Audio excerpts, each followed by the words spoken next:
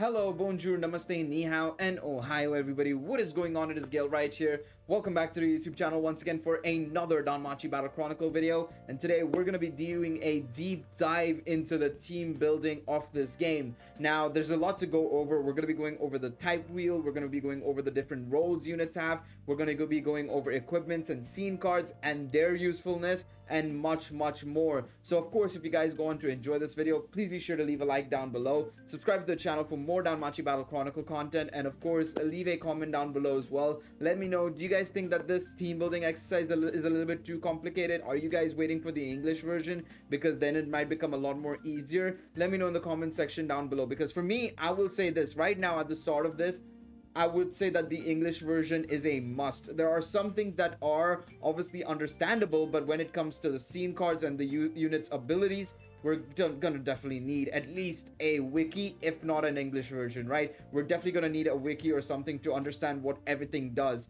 Now, to start us off with, I want to talk about the type wheel in the top right. This is the basic of any gacha game, right? The type wheel is something that's super straightforward. It denotes what is a weakness and what is a strength, basically, for an element, right? So in the top right, you can see right there, it's red is greater than green, green is greater than yellow, yellow is greater than purple, purple is greater than blue, and blue is greater than red. Now, for the most part, it's very easy to remember because it's actually quite similar to most gacha games. In fact, I would say that the type wheel is most similar to a Dokkan Battle and Dragon Ball Legends. The only difference is, and this is going to be the most annoying difference for me personally, is the fact that they've shifted green for some reason from in between blue and purple, where it usually is in those games where, purple is stronger than green, but green is stronger than blue. They've shifted that to being weaker to red, but stronger than yellow, which is really going to confuse me. I think in my live streams, the last couple of live streams I've done with Danmachi Battle Chronicle, every single time I keep forgetting that's the case, and I keep making mistakes accordingly. It's really frustrating because it's just a slight difference, but it's a huge enough difference because you played these other gacha games, right? And you'll just get confused by the fact that, okay, they've shifted this one element to the other side and it's gonna just, change the entire thing altogether. It's really weird in that regards. But once you get used to it, it's pretty straightforward. It's only 5 elements. It's not 7 elements like Danmimo or some other gacha games. It's very straightforward in that regard. So all well and good there, just needs some time to at least get adapted to it, in all honesty. The other thing I want to mention is that right now in the game, right, if we take a look, the last battle of the story stage actually doesn't have an element. So if you see the icon on the left hand side, or right on the right hand side for you guys, left to me, you can see that the silverback has a colorless icon in the top left, which means that this enemy does not have a weakness, nor does it have any sort of resistances. So in a way, that is allowing you to just take any character in this stage. And I mean, it's the same thing across the board. I didn't notice a single story stage, this is the main story, having a enemy that had an element. So in that regards, I guess it's somewhat good, because that means you can just take any character you want and just do as much damage as possible, right? However, the one thing I did notice is that so far, when it comes to even dailies, there are some enemies that have these elemental weaknesses effectively, or they have an element to them. For example, the lizards here have a green element, which means units like that bell that I showed you guys, the 3-star bell, is going to be stronger because red is greater than green. But then some other stages don't have any color. It's really weird. Some stages do, some stages don't. It's really confusing in this regards when it comes to the dailies. But even more so, this is where I think we're going to see a lot of the elemental usage come into play, and that is the events. So if you take a look right here, right, we have 5 battles. The first 4 battles have no element, but at the end of the event, the last battle you face off against the Minotaur, there is a green element attached to him. So they want you to use effectively, obviously, bell, right? They want you to use the 3-star bell that has the red element. You want to obviously attach a assist to this unit. This is something I still exactly don't know what this means, to be quite honest, because I of course don't have Loki, right? I wish I had Loki, because Loki is also a 3-star unit. I'm unable to figure out exactly how much of a difference the non-element factor makes, in all honesty. It's a bit confusing, to be quite honest, because I have no other basis to judge this on. I think the one thing I could do possibly, right, is let me go over here. Actually, let me do this. and I'm gonna actually level up that Miak actually, because right now I'm a little bit unsure exactly as to how this element factor thing works entirely, to be quite honest. It's a little bit confusing to me. I'm gonna be very serious on that. I tried a couple of different tactics and stuff and it didn't work out. So what I'm gonna do right now is we're gonna just try this out. We're gonna see how this goes. Hopefully I can get to level 20 perfect. And then I'm gonna replace Hestia with Miak on Cassandra, because what's gonna happen is they're both 1-star. Yes, their stats are gonna be slightly different, but we'll be able to tell what is the big difference. So right now, with the same equips and scene cards, it is a combat power of 7,100, as you guys can see right here, right under Miak and Cassandra. It says 7,100. Now, if I were to change it to Hestia in this situation, I'm very curious to see what would happen. So it's a loss of around 170, which doesn't seem like much. I thought it would have been a little bit more extra, but I guess you do get a little bit of a boost in that regards, in terms of basically getting that type bonus basically, right? So that is something that I noticed, was obviously the glowing light of having a synergized team between your adventurer and your assist. So there is that factor effectively. Now let's talk about adventurers, right? We've talked about elements, and we've talked about, of course, going up against other enemies and such, and this is going to be linked actually to the battle royale, and I'll bring in the type wheel again into the battle royale. And in the battle royale, I realized one thing really quickly. You want to take a team of 1 DPS, and the other 2 can be either double healers, double tank, or 1 healer, 1 tank. That is something I realized really quickly in battle royale, because one thing I was trying to do originally was trying different setups, right? I was trying to run units that were maybe like double DPS, 2 DPS is 1 healer, or 2 TPS 1 tank, and it just wouldn't work necessarily, because their HPs are a little lower, right? First and foremost, and second of all, because you don't have any support ability to help the team, the other enemies you're going up against, the other players you're going up against in particular, not the mobs, but the other real-time players, they're going to be able to beat you, because 1, they're going to be able to survive and outlast you because they have healers and a tank like Garrett who can give a shield basically. And then 3, because you don't have that and you don't have units giving you support ability, buffing your attack, buffing your defense, you're going to be a sitting duck for them basically, and every time you respawn, you're going to be a free target for them to just farm fall off of. So that's something that's very important. Another thing that I noticed that in this battle royale is a little bit of an issue is that right now, because there are so few 3-stars and 2-stars, it is practically impossible to be able to combat against other players and use the type wheel against them. However, in the final version of the game, I do expect the type wheel to come into play a lot more, especially for battle royale. Not necessarily for the PvE side of things, but in battle royale, you're definitely going to want to make sure you're taking the right units. Say for example, a lot of people are running red units, right? Let's say when the game starts, we find out that Bell is actually the S tier reroll unit basically, right? And a lot of people will take Bell. Well, in order to counter that, why not take the blue DPS option instead? Maybe yes, for the story side of things, that they'll be an A rank unit or B rank unit at best, right? But hey, if they end up becoming stronger than Bell for PvP, particularly because you have the type advantage over them, why not run that? So that's where I would say, team building will come into play drastically, is making sure you have the right setup, the right set of roles on your team to go up against other players in PvP and Battle Royale, and of course having the right element as well. That's where the type wheel will come into play, and of course your expertise and your roster basically will come into play there basically as well, with the right setup and the right build basically. Now, one thing I want to also note is the assist side of things, right? The assist side of things is very, very interesting to me because of course the assists have their abilities and skills, right? As you can see right here, it seems like these assists have some sort of like passive effectively, and along with that they have a skill effectively as well to attach to it. So if you go over to the home screen, I'm gonna go over to the party screen basically, or the character list screen, right? And let's go to Lily basically, right? Let's go back actually to this. That's the CP level section and stuff.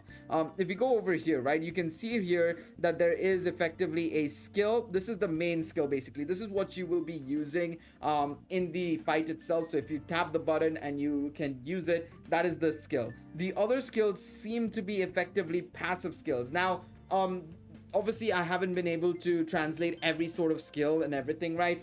For example, I still don't know exactly what every single assist does. Like, I don't know what Hermes does so far, to be quite honest. I'm still unsure as to what Hermes's role is in the team in terms of a support.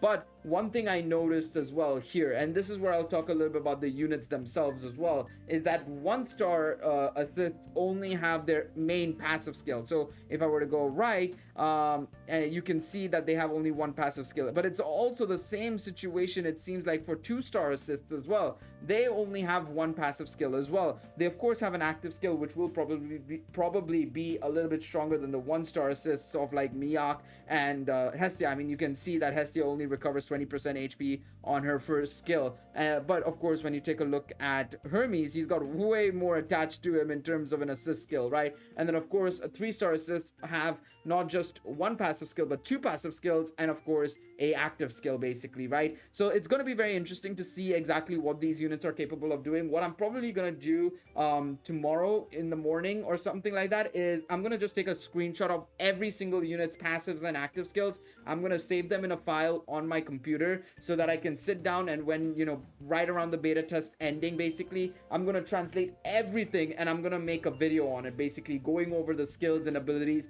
of the characters that we have available. Now, the only unit that I don't have personally, and I'm still trying to get, is Loki, so I'm gonna have to wait until I'm able to get that unit. But I think outside of that, I have obtained every single unit that is available currently to summon for in the game. So hopefully I can get Loki, because then I can easily translate everything. But yeah, the assist skills are obviously going to matter a lot, and it's the same thing with the adventurers as well. If we take a look at the 1-star adventurers first and foremost, right? So if we go all the way to the right, we go to Bell right over here. You can see that the assist skills and their skills in general, their combat skills and their special arts aren't really that significant, especially if you start comparing them to the likes of the 2 stars and then the 3 stars, of course. I mean, if you take a look at the 3 stars, some of them have much higher scalings in particular, more so than anything else. Forget the attachments they have to them, but it's more so these scalings, right? For example, Bell's special arts here, the 3-star Bell special arts, is 500% at level 1. 500% damage at level 1, it seems like. If we go over to the 1-star Bell over here, 210%. It's a huge difference, and that's where the differences come into play between 1-star and 3-star units, and why 3-star units are obviously the far superior units. Of course, that makes a lot of sense, right?